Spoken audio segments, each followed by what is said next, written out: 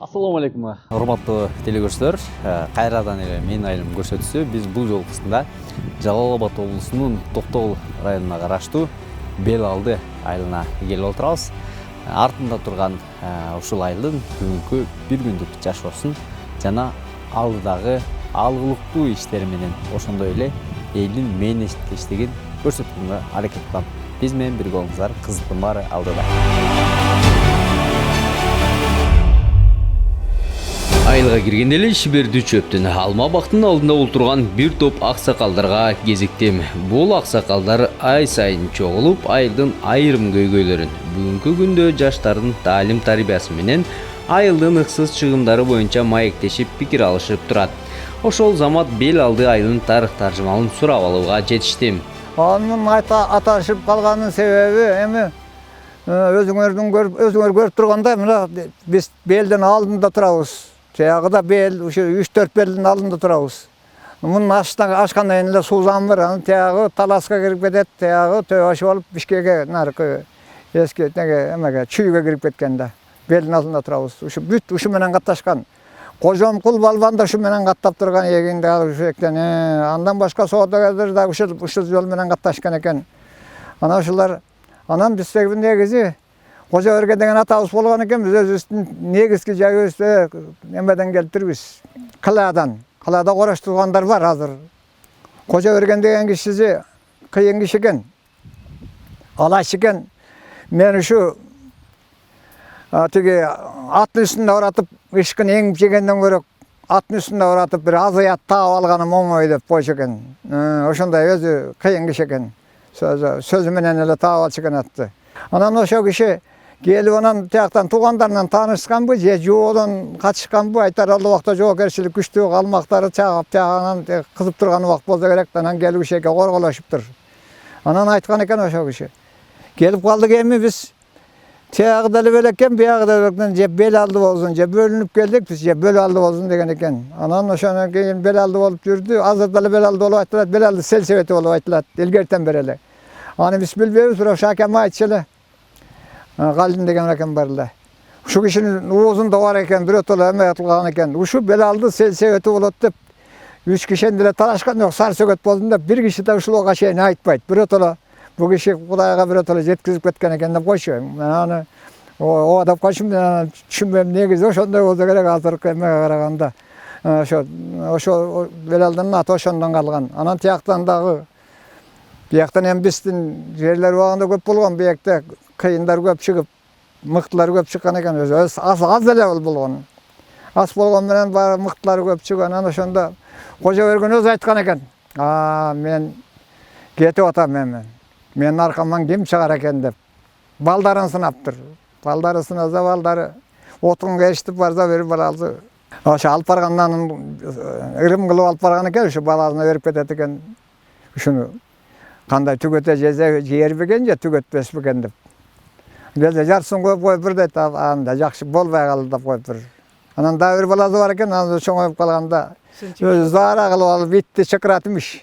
Ошондо өкүрүптүр, менден туяк калган жок деп өкүргөн экен. Болду, бүттү, меники бүттү. Анан эми биздин туугандардан да бирөө чыгаттап койгон экен, да бир кара бала чыгаттап коюп, жанагы Бекташ атабыз айтышчу экен, ушу киши чыкты деп. Абалар эми бул айылдын санжырасы кандай болду эми? Сандыргасы бул айылдын баары эле чоң уруу Саяк болот.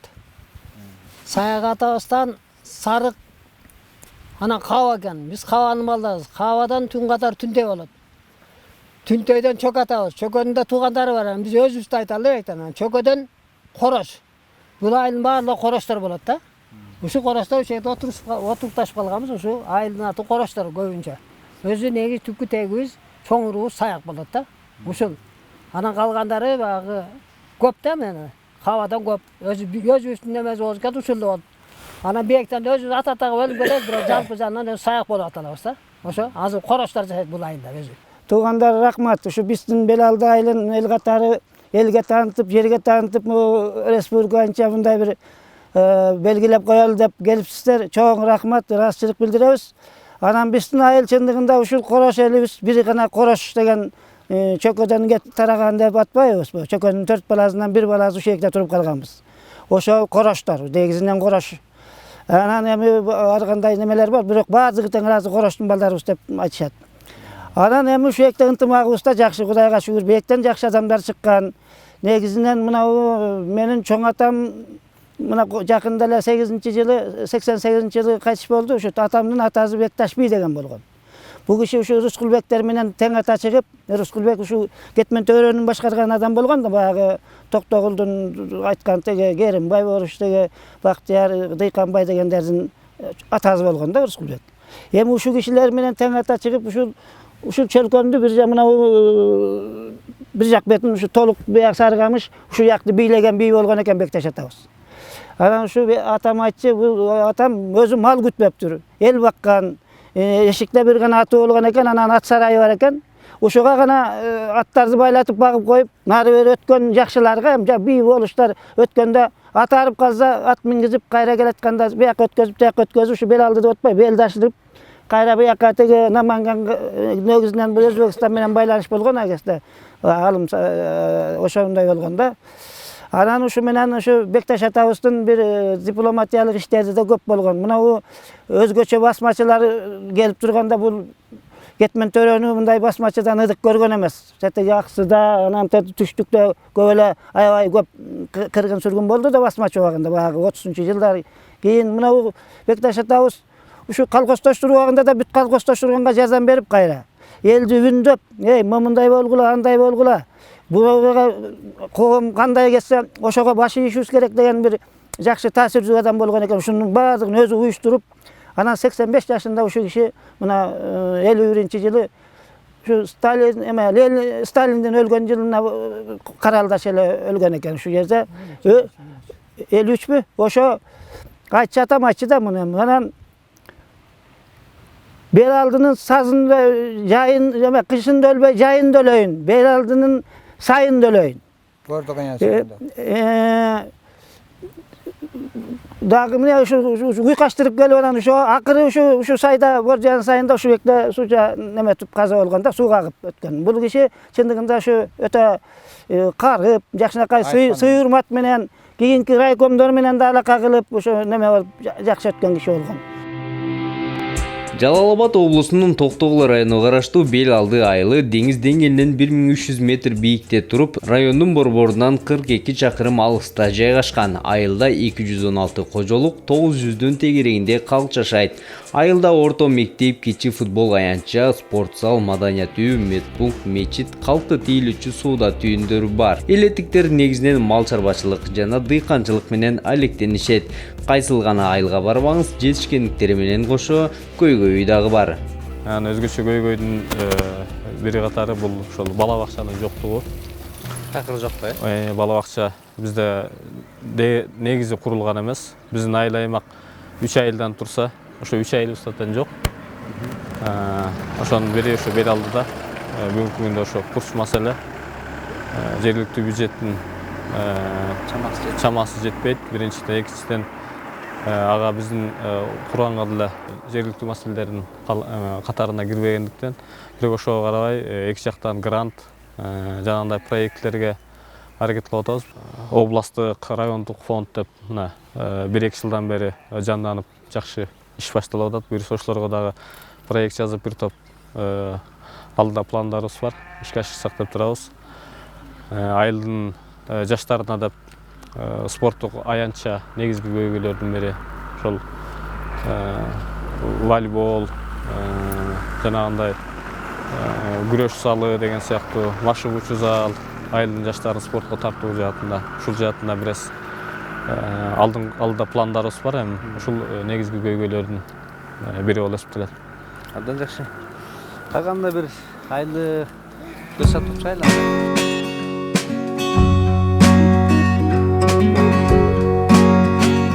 Бел алды айылында жүрүп, азыр мен Бакыт мырза жолугуп калдым. Бакыт мырза дарыянын жегин эле мына ушундай чакан бөлмөлөрдөн 3-4тү жасап, балыктын форель деген түрүн чабактарын салган экен. Ал сурап көрөлүчү, качан салды, кандай болуп атат? Ишмердүүлүк кандай болуп атат? Чарбакерчилик кандай болуп атат Бакыт мырза? Буйруза жакшы эле. Бул негизинен Балык багууну көп жылдан бери эле максат кылып пландап жүргөн болчук. Анан ошо быйыл ошо Кудай таалам насип кылган экен, баштап алдык. 2 ай мурун баштадык почти. Бул жака техника алып келип, экскаватор алып келиште бир аз кыйын болду. Ошол себептен убакыт созулду да. Анан ушундай бассейндерден 6 бассейн салдырып, ушу чабактарды салганыбызга бир 10 күндөн ашып калды буюрса. Жаңы эле баштапсыз да? Ооба, жаңы эле баштадык. Алгач ошол токмоктон, чүйдөн барып, балык чарбаларды көрүп, ичинде өзүбүзгө тажрыйба топтоп, бир аз болсо да үйрөндүк. Анан ошол азыр 10 күндө болуп калды буюрса. Балыктардын эмеси, состояниясы аябай жакшы. Кислороду, негизинен эле суунун тазалыгы, форельге аябай ыңгайлашуу ылайыктуу экен да биздин жердикичи. Ошондо могу дарыядан агып аткан эле суудан бул жака бургансыз. Ооба, дарыядан агып аткан эле сууга бурдук.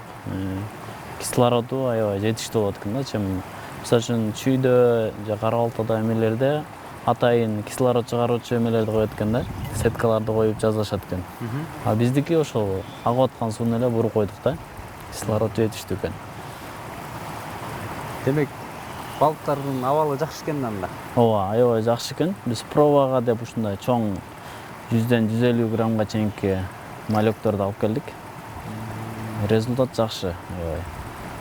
Азыр бул жерде канча балык бар? Бул жерде 2000 штук бар.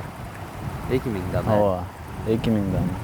Анан дагы бир августтун 10-дорунан кийин дагы пландап атабыз, дагы бир 8000 чабак алып келебиз депчи. Буюрса. Башка көлмөлөргө дагы кеңейтип салгангайбы? Ооба.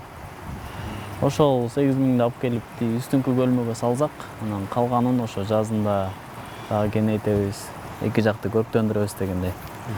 Жакшы бир эс алуучу борбор кылабыз деген жакшы ниеттерибиз бар. Бул айылда бир гана сиз баштап көрдүңүз. Ооба, алгачкылардан болуп биз баштадык.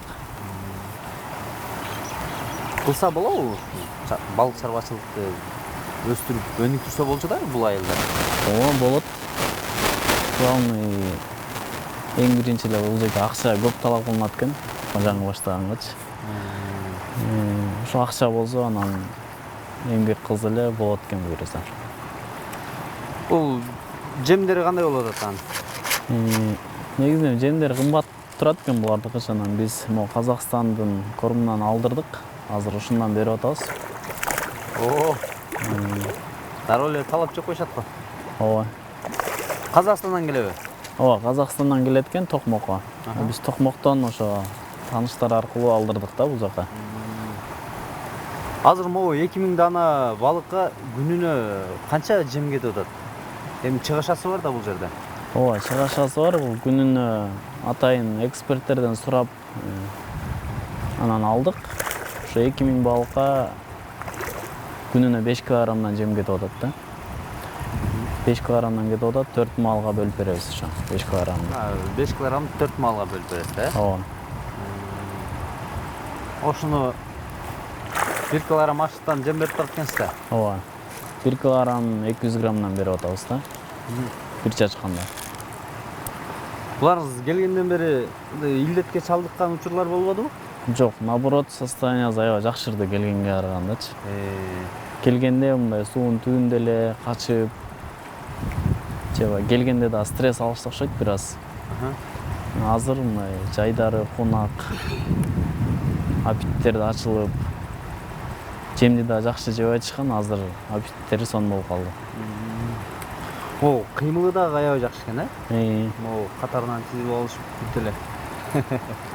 Кошулуп сүзүп кетким келип атат.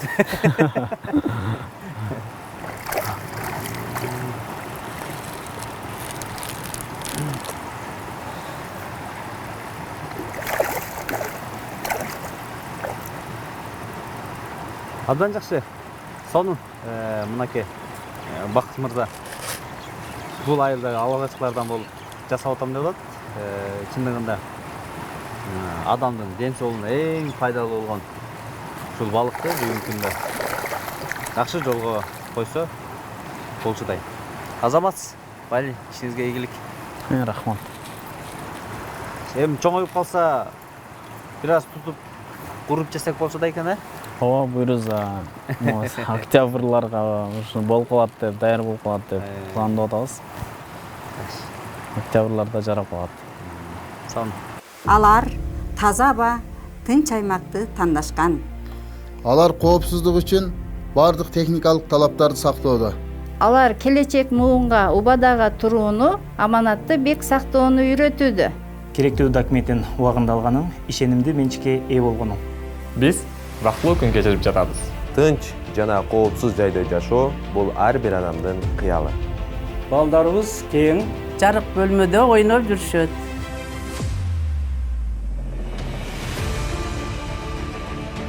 жарыктык, кооздук, сапаттуу курулуш. Тынч аймак.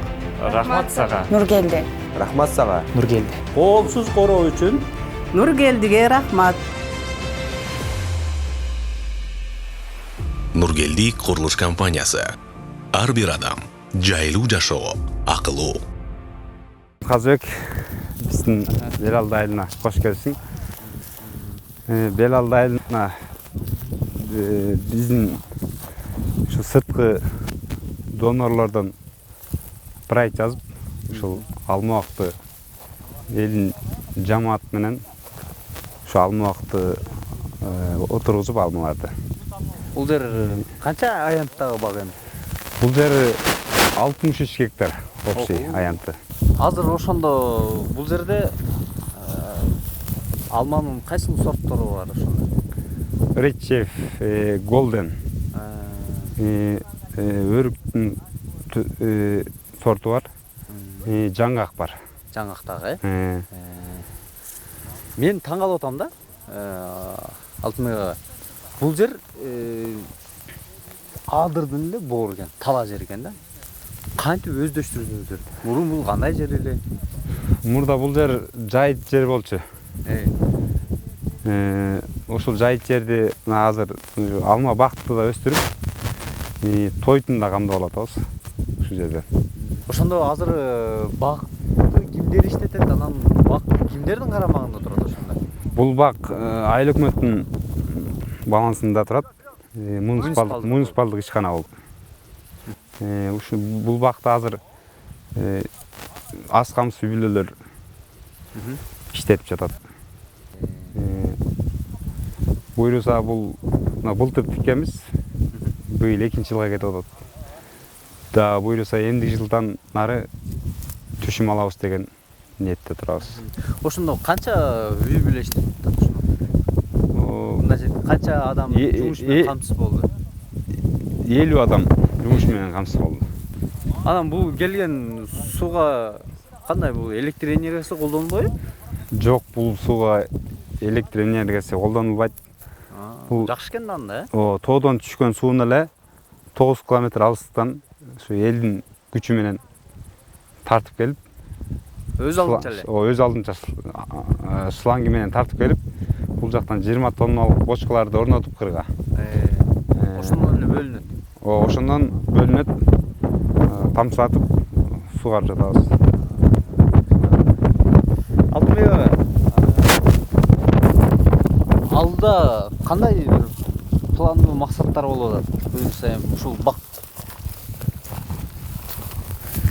Бул бак буюрса ушу элге кошумча жакшы киреше берет деген ойдобуз.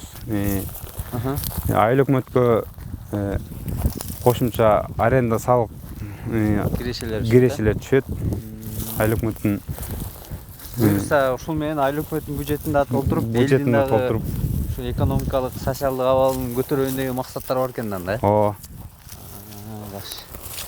Сон, бали азаматтар тагыларыбыз күндө келип менет кылып турат экен. Ооба, күнүгө сугарып, ушу өзлөрүнүн бөлүнгөн жерлери бар. Ошолорду сугарып өстүрүп жатышат, жакшы карап. Түшүмү мол болсун. Менетиңиздер кайтсын. Рахмат. Ишиңиздерге ийгилик. Мен дагы бир кыдырып чыгайын. Ооба. Сон.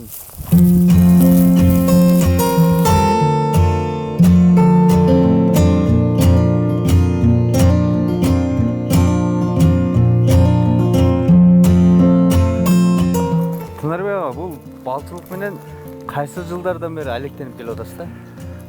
Балчылык менен биз Союз таркагандан кийин ушу бал чарбасына өттүк да. Анткени мурун Союз убагында бизге бал челек бүткөнгө мүмкүнчүлүк берсе маселе да. Сапкозда иштегенбиз. Келинчегим сапкозда мугалим эле.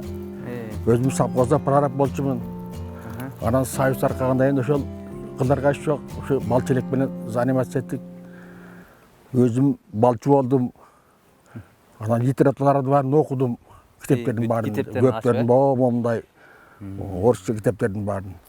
Анан бу жерде орустар бар эле, бирикте соседтер. Алардан үйрөндүм. Ошол өзүм балчы болуп, анан балдарга үйрөтүп балчы кылдым. Балдардын баары тең бирден миграция болуп барып келген Россияга. Курулушта. Эл катары. Эл катары барып, тияк буякты көрүп келишти. Анан кийин келгенден анан балдарды айттым, миграция токтотула. Давай балчылык менен заниматься кылабыз деп. Ар бирине ошо балчылык менен бөлүп бердик. Канча балаңыз? 4 балам бар. 4 балаңызга 4 балам тең өзүнчө. Азыр бирөө мунуга отурган жер бир баламкы. Залкарбектеги да, Залкарбектеги. Экинчи баламкы ынактыгы бар, Барчы деген жерибиз бар. Алсырактабы? Жакын эле. Жакын эле, аякта бирөө бар. Анан дагы бир баламкы үйдөгү Султан деген баламкы бар, анагы эме деген бар, Карабука деген жер бар. Бир орустун эмесин пасигин сатып алганбыз. Ал заниматься кылат. Токтогулда бир балам бар, Жылдызбек деген балам бар. Анакта 3 алыш деген жер бар ошакта. Анан буякта Бордигада деген жерибиз бар. Актада 2 пасик бар. Барлыгы бирге ошо пасиктер жалпы эсептегенде ошо 1000дей бар да. 1000 челегиңиз бар? 1000 бал челек бар, 4-өндө. 1000 бал челек бар. Ушу 1000 бал челектен түшкөн түшүмдү кайга сарптап атасыздар? Анан 1000 бал челекти баары 1000 бал челек, бир 1000 челектин өзүбүздүкү чистый 700 да. Калгандарды жээнимки бар, кызымки бар, Каракөлдө инимки бар. Ошону кошкондо баары 1000 да. Алардын үлүштөрүн өздөрүнө беребиз баарын. Анан кийин ошо кандай болуп атат? Түшүмдүүлүгү былтыр анча болгон жок. Анча болгон жок. Азыраак бир качка болду, бир качканы ошол Россиядан келип, бир орустар келип алып кеткен. Ар бир бачогун 9000 алып кеткен. Бир 10 тонна сатканбыз да былтыр. Анан быйыл бир качка кылдык. Ар бир яштан 13 килограммдан алдык. 13тен алдык. Эми экинчисин күтүп атканбыз, чөп жата күйүп кетти. 2 жума күнүсүп алды да, 42 градус, 41 градус катысып кетип, чөп күйүп кетти. Эми токтоп калды мына бу жок эчтеке. Анан азыр качка болуп калабы, болбой калабы белгисиз. Ошондо биринчи тартымыңыздан эле 1000 челектен 10 тоннадай алыпсыз да? Ошо 10 тоннанын тегерегинде бар. 10 тонна тегерегинде бар. Абдан жакшы. Бу баасы кандай болуп атат? Ички экспорт жакшы болуп атабы же сыртка экспорт жакшы болуп атабы? Эми багана ушу өткөрүш кыйын болуп атат. Өткөрүш кыйын, оптомчтор келет, арзан баада алат. Ана былтыр жакшы баада алган, ар бир бачогун ошо 9000 алган. Быйыл ошо келем дейт, келбейм дейт. Уламыз звонить этип коет, жетпейт. Ошо бал сатыш кыйын болот да. Алар оптомчтор келет, арзан алат. Арзанга биз бергибиз келбейт. Менет бар дейсиз. Менет бар, анан эми сатылып кетер турабыз. Абдан жакшы. Ушу бал челекти кароодо балды жаңы баштап аткан адам же болбосо ушуну жолго кое албай аткан адам эмнесине көңүл буруш керек да? Тынарбек ага. Эми көңүл буруш керек, жакылап сүйүш эле үйрөнөт. Жакылап караш керек, жакылап өзү сүйүш керек да, муну сүйүш керек. Сүйүш керек, тазалык абдан жакшы сүйүш керек. Анан бат эле үйрөнүп келет, аны боло кандай эле кыйынчылык жок. Демек, миграцияны ооздуктап, ушул жерден деле балчылык, балыкчылык, бакчылык менен деле алектенсе болот. Миграцияны мен балдар миграция кылбайт. Азыр миграция эң бизден белалды айыл өзү жаралганда алматик. Анан бал челек. Анан кышында мал багабыз, малды бордоп семиртебиз. Ушу балчылыкты бир чет өлкөгө, араб өлкөлөрүнөбү же Европа өлкөлөрүнөбү чыгарайын деген максаттары болуп атабы? Эми ошол болуп атат, райондо чогулуш болуп атат, ушундай өткөрөбүз деп ассоциация түзөбүз атат. Алардын составына балдар киришкен. Эми келечекте болуп калар деп атат. Өзүбүз личный өзүбүз чет мамлекетке чыга албайбыз го. Onun için köp mамлекет документтер керек екен, чөт жағы. Ошол Токтогул районунун ушул эмелер келет. Ошондой бир ассоциация болуп калар. Алар аркылуу өткөрөбүз да. Бул өзүнчө частный деле келип калышат. Биздин балды көрөт да, биздин бал абдан качественный да. Анан ошо келишет, Екатеринбургка кеткен балыбыз, Москвага кеткен, алардын ошо алган кишилер кайра звонок кылышат. Ушундай бал алат элек деп келип калышат. Негизинен кошулмасы жок, таза кармайсыздар. Таза кармайбыз, таза кармайбыз. Көрдүң балдын турган, печаттап турган жакта калып тартабыз баарын. Аны көрдүк, печатты көрдүң ба? Печаттарын. Аны көргөзүп койсо болот эле телевизордо. Сону кылып тартабыз. Анан медонкаларыбыз баартаң электрондуу баартаң. Илгеркидей багы качат этме жок, баартаң электрондуу кылып аккумулятору коет. Bir medonkan 100 bin alганбыз. 100 бинден 100 bin экөөнү коет.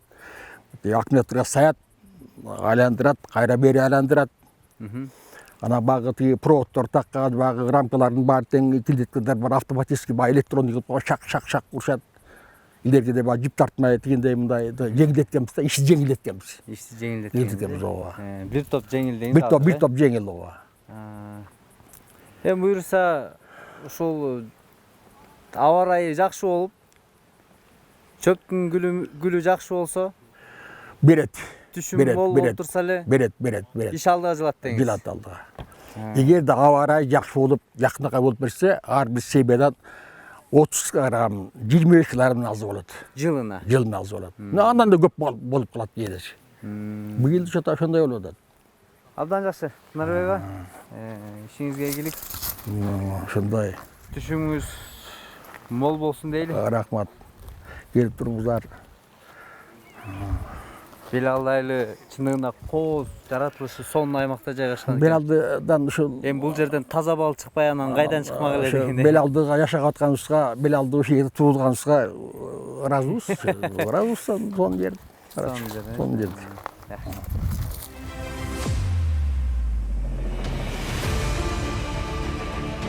Жарыктык, кооздук, сапаттуу курулуш. Тынч аймак. Рахмат сага. Нургелди. Рахмат сага. Нургелди. Коопсуз короо үчүн Нургелдиге рахмат. Нургелди курулуш компаниясы. Ар бир адам жайлуу жашоо акылуу. Биз ушу Белалды айылында ушу бир туугандарым менен, сиңдилерим менен чогулуп, ушу ата-бабабыздан калган, энелерибизден калган оймочулукту кылып, шырдак, кийиз жасап, ушу кыздар менен курак курап, айылыбызга керектүү нерсени жасап айылыбызга беребиз. Өзүбүздүн бала чакабызга, кыз кыркындарыбызга арнап жасайбыз. Бошо турган убактыбызда ушундай жакшы нерселерди кылып келатабыз. Могу шырдакты шыруп атканда эмнесине көңүл бурасыз? Мен бул шырдакты шыруп атканда мунун сапатына көңүл бурам. Муну да басканда аябай этияттык менен басыш керек.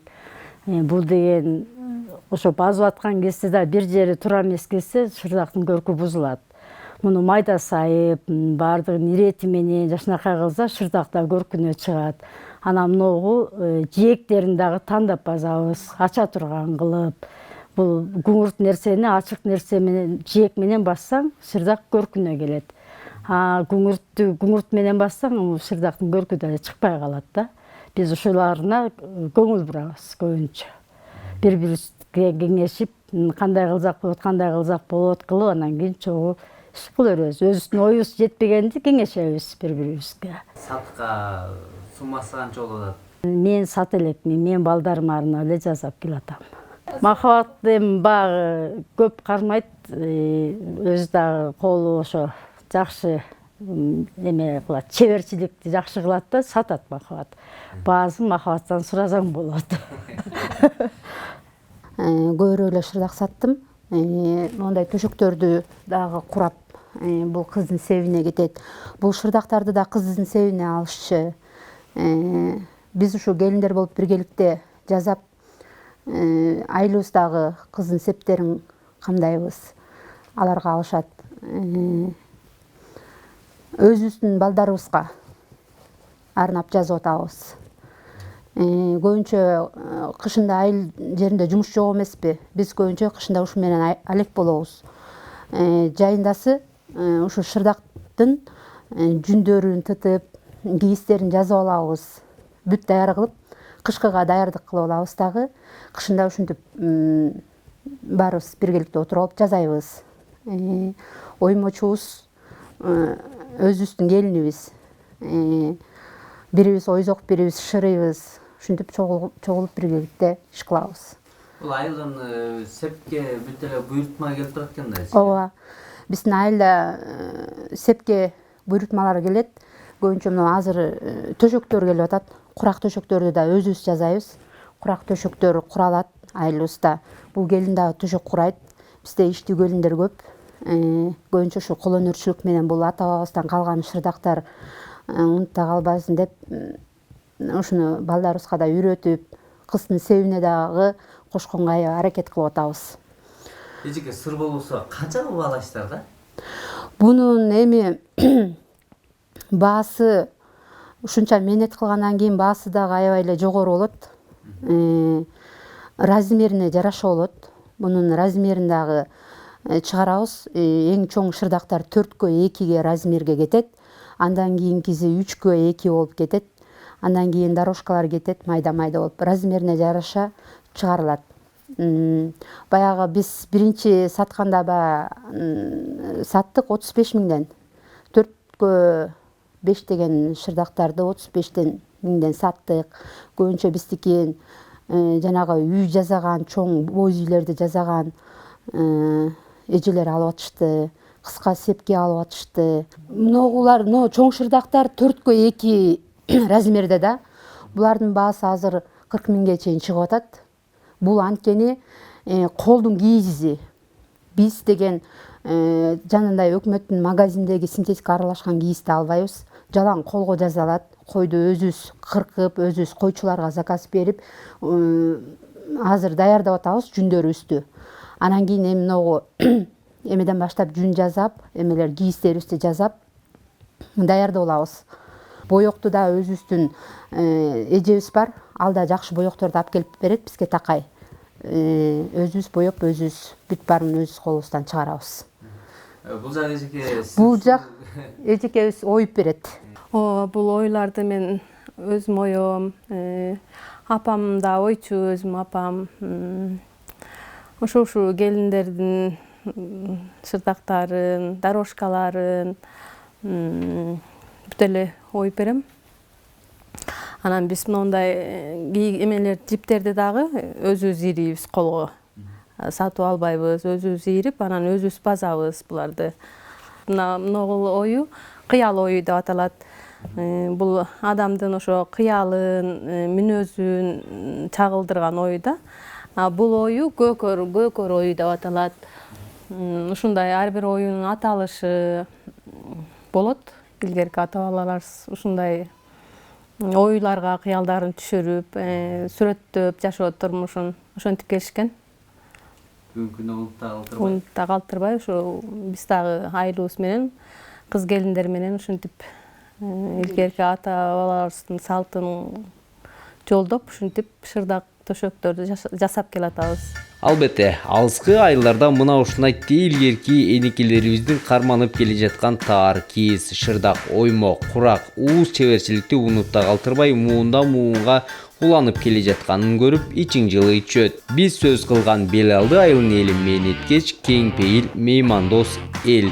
Мындай жерге келген соң кеткин келбейт. А бирок убакыт учкан куш деп бул айылга болгон сапарыбыз соңуна чыкты. Бул бел алды айылына дагы бир рет келүүнү максат кылдым.